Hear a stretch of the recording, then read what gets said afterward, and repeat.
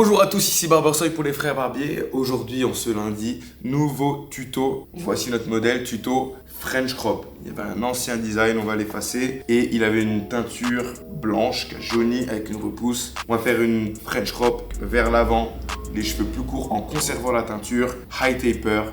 Allez, c'est parti. Alors, on va commencer directement avec le ciseau. Donc, je vais venir humidifier tous ces cheveux. On va essayer d'avoir pas mal de contrôle en gardant vraiment les cheveux blancs. En tout cas, une bonne partie. Ça va accentuer le contraste sur la French Crop. Ça va être super joli. Donc, derrière, il avait une espagnole. On va tout retirer. Donc, pour la French Crop, ça va être très simple. On va commencer pour gagner du temps par se faire les guides principaux. Là, je vais venir faire une division, hop, au milieu. Et comme je sais on ne veut pas que les cheveux qui sont du dessus ils tombent sur le dégradé, surtout que c'est un dégradé haut, high fade. Comme je sais que je veux pas que ça tombe dessus, je peux directement me faire un guide en tirant les cheveux de cette manière-là, en prolongeant du coup le côté de sa tête, vu que de face j'ai une forme carrée. Si je coupe ici, je sais que les cheveux ne dépasseront pas le guide que je viens de faire. Donc ça nous permet de vraiment gagner du temps. Donc hop, voilà. Je vais venir apporter une grosse tension avec mes doigts et je viens couper. Vous pouvez voir qu'avec mes doigts, je pince très fort les mèches. Et voilà, je prolonge mon guide sur tout le côté de la tête. Pareil à l'avant. Et quand j'arrive vers l'avant, je vais venir prolonger, mais en mettant un léger angle. Déjà d'une pour me donner une sécurité, mais en plus pour absorber la courbe de sa tête qui se trouve ici, où les cheveux ils vont avoir tendance à faire un retrait. Parce que comme il y a moins de masse, comme il y a moins de cheveux, il y a moins de masse, les cheveux du dessus, ils ont pas de cheveux sur lesquels s'asseoir, donc ils vont revenir vers l'intérieur. Donc je mets plus de longueur. Hop, pareil de l'autre côté. Voilà, je me fais mon guide.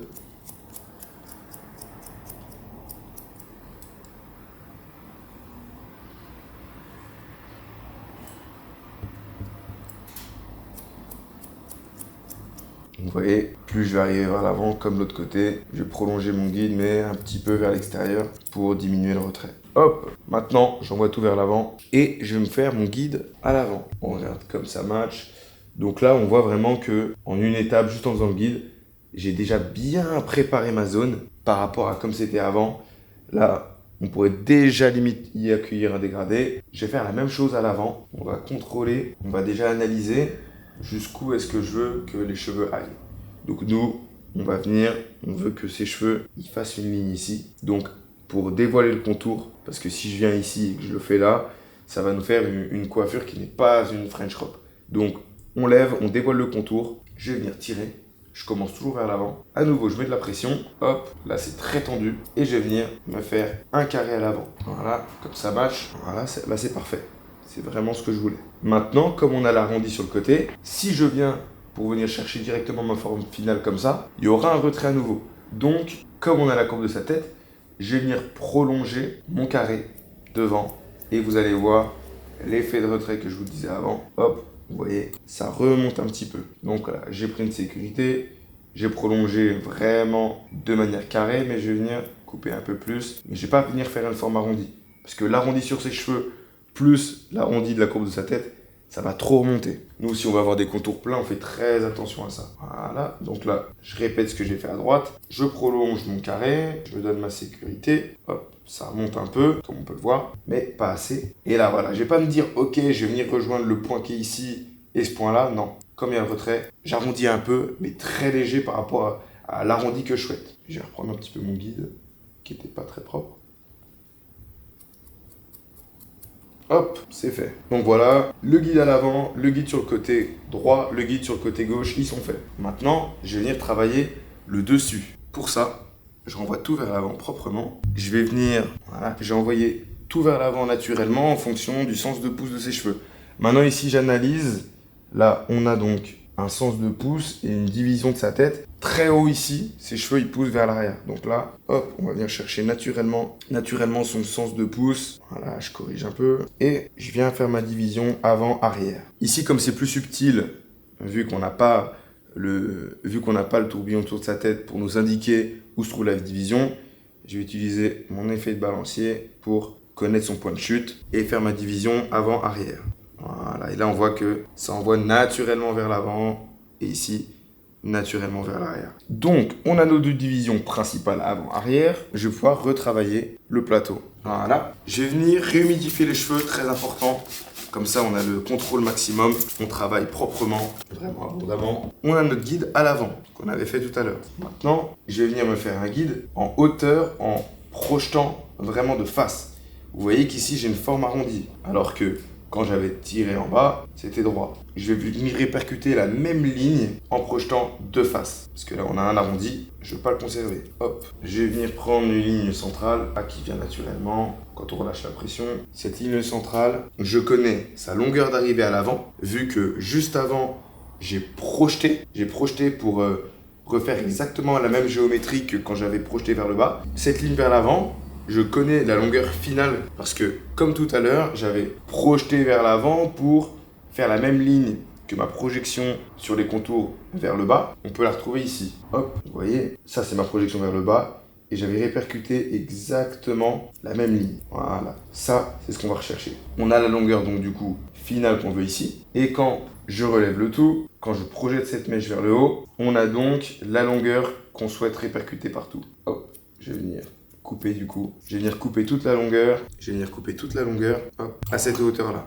Donc là, vraiment, ce que je recherche, c'est que tous les cheveux du plateau soient à la même longueur, en tout cas sur la ligne centrale, pour pouvoir répercuter cette longueur-là sur tout le côté gauche, sur tout le côté droit, pour avoir une forme carrée. Comme de face, on veut que la French crop, ça fasse une forme carrée, et qu'on a l'arrondi du crâne, et qu'on a l'arrondi de la tête à gauche et à droite. Pour le diminuer et avoir un effet carré, il faut donc que cet arrondi-là il soit comblé par les cheveux. Donc là, on est au sommet de la tête, les cheveux seront plus courts que sur le côté gauche et sur le côté droit. C'est ce qui va nous donner la forme carrée. Hop, maintenant, je prolonge à gauche et là, je vais venir prolonger du coup cette ligne en projetant vers le haut. Toujours une bonne pression dans les doigts et je fais très attention à l'arrière, à pas partir sur ma division que j'avais fait juste avant. Je travaille à l'avant.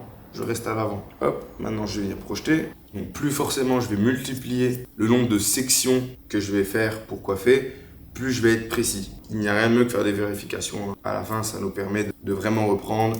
Parfois aussi quand on va vouloir mettre de la texture, on peut mettre la texture en même temps qu'on fait nos vérifs. Donc là, j'envoie tout vers l'avant, je regarde comme ça nous fait. On peut voir sur le côté qu'on a vraiment de la masse qui est conservée à l'avant, ce qui va nous permettre de donner l'effet French crop quand on fera le contour. Je pourrais essayer de retravailler, mais là, ses cheveux sont mouillés. Je vais faire l'arrière, faire le dégradé. On va laisser les cheveux sécher naturellement pendant qu'on fait le dégradé et on refera les contours. On retravaillera le dessus, l'avant pour avoir le maximum de contrôle sur la masse pour faire le meilleur effet French crop à la toute fin. Donc maintenant, au niveau de mes divisions, donc là j'avais l'arrière, l'avant, on a travaillé l'avant. Je vais venir faire une autre division, hop, là je vais venir prolonger la longueur de mon guide à l'arrière de la tête, hop.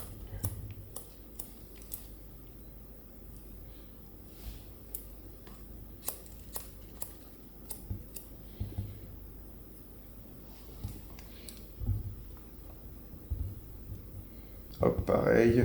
Donc là, j'avais commencé depuis la droite. Je reprends à gauche. Hop, je prolonge la longueur. Toujours beaucoup de pression pour avoir le plus de contrôle possible. Et voilà.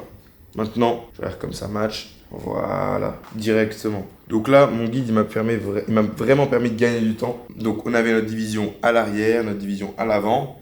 Je vais venir faire la connexion entre ces deux divisions-là. Donc là, je vais venir à la frontière des deux divisions. Je connais ma longueur à gauche, je connais ma longueur à droite. Je vais venir prolonger. Voilà, donc pour le point central, c'est fait. Je vais venir le faire sur le côté gauche. Voilà, et je vais venir le faire sur le côté droit. Hop. Ok, maintenant, à nouveau, je vais faire une forme carrée sur ma connexion entre l'arrière et l'avant. Hop, et voilà, je reprends. Maintenant, je vais passer à la tondeuse. Je vais venir sécher pour pouvoir travailler au mieux à la tondeuse pour pas coiffer sur des cheveux mouillés. Hop. Ok, la tondeuse, 4,5 mm, c'est parti. Donc là, comme c'est un high fade, je vais venir vraiment monter.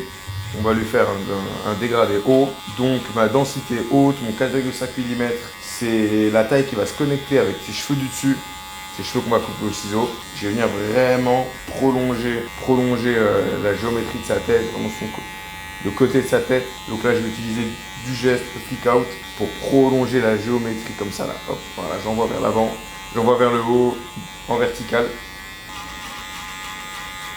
Maintenant que j'ai dégrossi, je vais venir faire ma ligne de finition. Donc ma ligne à 0, je vais venir la caler juste en dessous du contour parce que je veux avoir du contrôle ici sur la masse que j'ai dans le contour pour avoir un effet fibre sans fibre. Donc je vais considérer que mon bas du contour, ça sera du sans sabot ouvert. Hop, voilà, je fais ma ligne à 0, voilà, qui serait de manière imaginaire ici. Je vais venir prolonger, hop, voilà.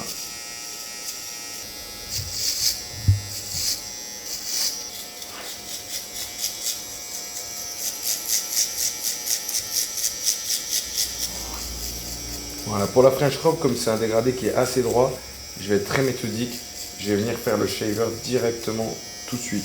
Comme je veux vraiment avoir un dégradé qui est assez serré, avec la même régularité partout, je vais venir faire des lignes qui auront vraiment la même courbe tout du long de la tête. Je retourne, je mets les deux lames, ça va plus vite. Ok, maintenant je vais venir faire mon sans sabot. J'ai fait une ligne assez épaisse parce que là, je veux vraiment serrer le dégradé. Je vais venir serrer la densité haute du dégradé et avoir une densité basse qui a beaucoup de surface, qui monte beaucoup quand même. Et ensuite à la fin, serré. Pour ma première ligne de densité basse au sans sabot, je la fais assez épaisse. Je vais venir avec mon 3 mm ouvert. Hop. Je me loge juste en dessous de ma ligne que j'avais fait pour dégrossir tout à l'heure au 4,5 mm. Là, j'utilise toujours du geste pour vraiment gagner du temps. Et là, je vais prendre directement mon 1,5 mm. Hop, 1,5 mm ouvert. Et je viens faire la connexion. Du coup, on avait fait notre densité haute 4,5 mm. Densité du milieu, celle que je viens de faire, 3 mm ouvert. Là, je prends densité du milieu, 3,5 mm ouvert, densité basse, sans sabot. Je vais venir effacer chacune des lignes. Là, je prends mon sabot 1,5 mm et je viens me caler donc entre ma densité basse et du milieu. Je maintiens sur ma ligne et je fais le petit coup, je monte pas. J'utilise mon flick out motion, donc le mouvement du poignet, pour ma précision, gérer les masses, commencer à faire un petit peu de détail. Mais je reste vraiment sur la connexion entre les deux lignes. Ok, ensuite, je ferme mon sabot, je l'ouvre un petit peu quand même, et je vais venir refondre, je me maintiens un peu plus bas que mon travail précédent. Je vais venir fondre les deux lignes à nouveau. Donc là, maintenant, j'ai toute cette épaisseur-là, où je peux faire varier la manière dont je veux serrer ma densité basse. Donc là, je vais apporter beaucoup de lumière, donc je vais monter vachement, je vais venir fondre à l'envers ma première ligne, c'est le sans sabot. Donc quand je dis à l'envers, c'est que je vais venir en ouvert, sur mon dernier travail avec mon sabot 1,5. Ensuite, je vais fermer à moitié, je vais descendre, puis ensuite je vais quasiment fermer, je vais descendre et à la fin, je viendrai fondre cette barre-là. Donc là, du coup, à l'envers, je vais venir avec mon sans sabot ouvert, préparer la connexion avec la ligne du dessus. Donc là, voilà, je vais venir désépaissir un petit peu avec ma tondeuse, avec le coin, retirer un petit peu de cheveux pour faire la connexion. Là, j'utilise que le coin de ma tondeuse qui se trouve ici. C'est pour ça que je la penche. Là, je me permets de monter en haut avec le coin.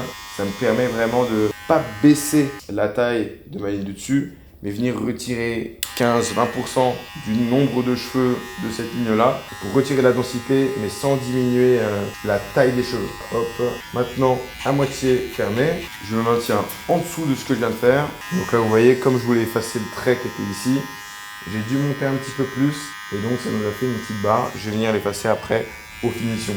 Maintenant, quasiment fermé, les 3/4 fermés sur mon levier. Je vais venir remonter à nouveau. Je fais un peu de finition en même temps par la même occasion quand j'en vois. Ensuite, je reviens sur ce que je voulais faire. 3/4 fermés.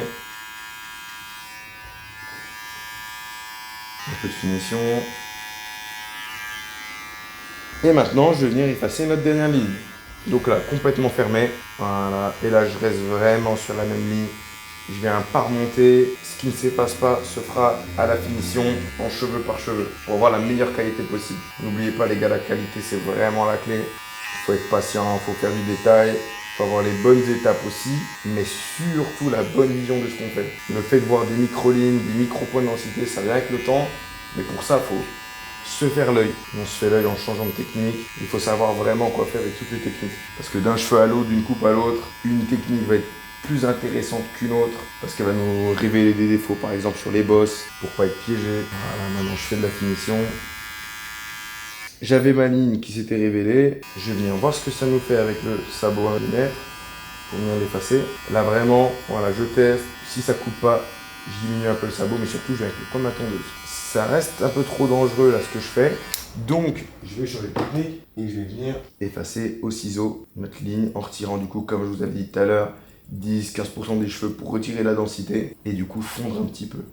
Et là, vous pourrez voir qu'au bout de 30 secondes au ciseau sur la zone, en visant particulièrement les points de densité, notre ligne elle va complètement disparaître et on n'aura pas diminué la taille des cheveux. On aura juste éliminé un pourcentage, 10-15% des cheveux de la zone qui du coup va fluidifier notre dégradé. Du coup, forcément, quand on vise une zone, on est perfectionniste, on va sur une autre. Là, je vais venir à l'avant, travailler les autres points de densité un peu plus haut et là, je vais venir faire la connexion avec le haut. Hop. Donc là, je viens prolonger au ciseau ma ligne de French crop.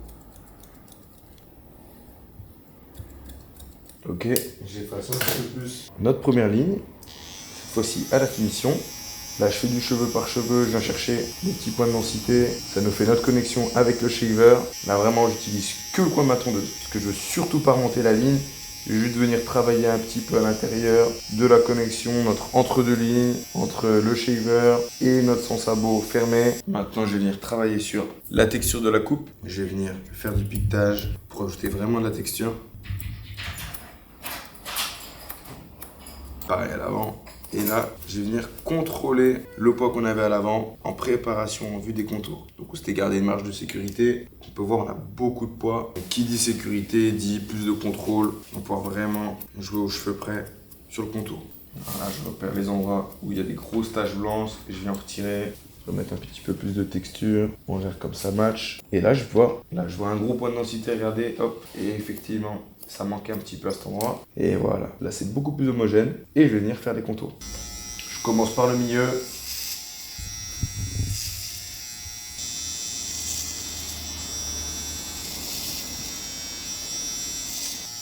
Je rabatte tout vers l'avant, je regarde comme ça fait. Je vais venir faire le coin du contour. Hop. Là on peut typiquement voir la marge qu'on s'était donnée avec notre guide. Donc là, ça nous permet de vraiment choisir l'épaisseur qu'on souhaitait. Hop, comme ça fait, on a de la longueur à l'avant qui se repose sur les contours. Je vais venir projeter, couper un petit peu, toujours avec, voilà, en faisant du piquetage, parce qu'il y avait une trop grosse densité au niveau du blanc. Et là, on va passer au coiffage. Un petit peu de mousse bouclante, je vais humidifier ses cheveux. Donc ça va nous donner beaucoup plus de volume et de texture. Pendant que tes cheveux sont humides, je vais apporter de la poudre coiffante. Donc là, voilà, ça va nous donner du contrôle à nos boucles et donc à notre texture. Je vais apporter un petit peu de fibre. Et là, je vais venir mettre de la texture. Donc je vais tourner toujours dans le même sens. Je vais venir tout tourner dans le même sens. Et ensuite, je viendrai rabattre les contours à l'avant pour voir comme ça match. Et ensuite, quelques finitions. Et on aura fini pour la French crop. Maintenant qu'on a mis la texture en haut, voilà, je viens venir refaire le contour à l'avant pour les dernières finitions. Voilà. Donc toujours partir du bas pour une French crop. On ne fait pas les contours comme ça, parce que du coup, on va venir casser l'angle. Là, je viens vraiment à l'horizontale, comme ça, pour accentuer vraiment la géométrie, le carré des contours. Maintenant qu'on a fini la coupe, je vais venir faire les dernières finitions. Je vais regarder où sont les derniers points de densité à l'intérieur du dégradé. Donc on avait travaillé les connexions entre les trois densités avec le ciseau, sauf la densité haute. Et ça se voit un petit peu. Là, ici, on a des grosses zones avec des gros points de densité. Là aussi.